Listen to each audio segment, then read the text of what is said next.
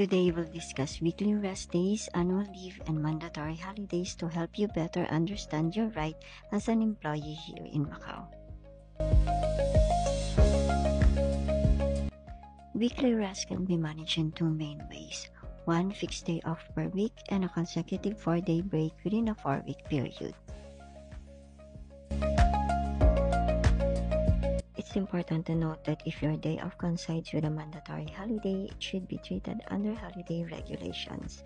Employers must ensure that employee receives their weekly rest within a 30-day period.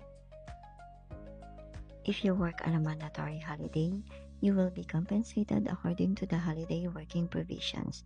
And if you happen to work on your scheduled rest day, your compensation will follow the rules for working during a rest day.